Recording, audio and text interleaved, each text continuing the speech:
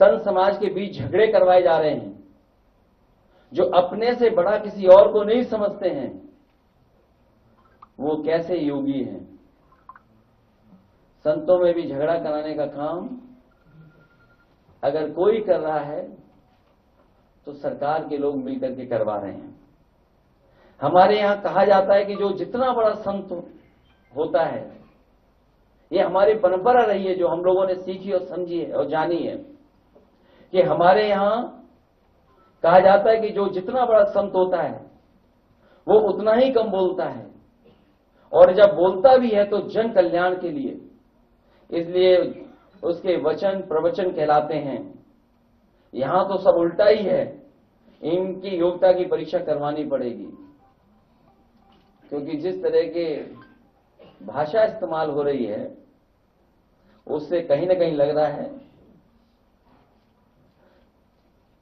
कि उनकी योग्यता के बारे में भी हमें और आपको जानना चाहिए। और व्यक्ति वस्त्र से नहीं, व्यक्ति वस्त्र से नहीं, वचन से योगी होता है।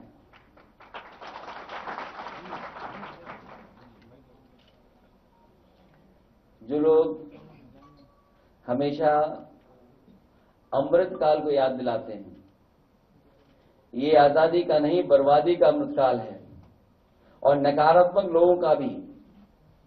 कलयुग में सब उल्टा होता है, ना तो समझो वही हो रहा है, जो कलयुग है उसमें उल्टा होता है और सब उल्टा कर रहे हैं लोग।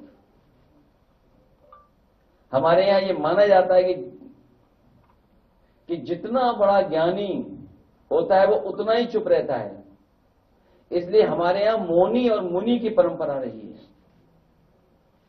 मुनि की परंपरा साधु संतों में, या मौनी की परंपरा, और कलयुग है इसलिए सब उल्टा हो रहा है।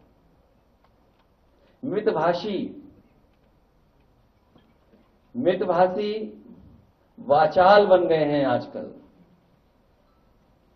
वो मितभाषी नहीं बन रहे हैं, उनका सुनिए क्या कह रहे हैं आजकल।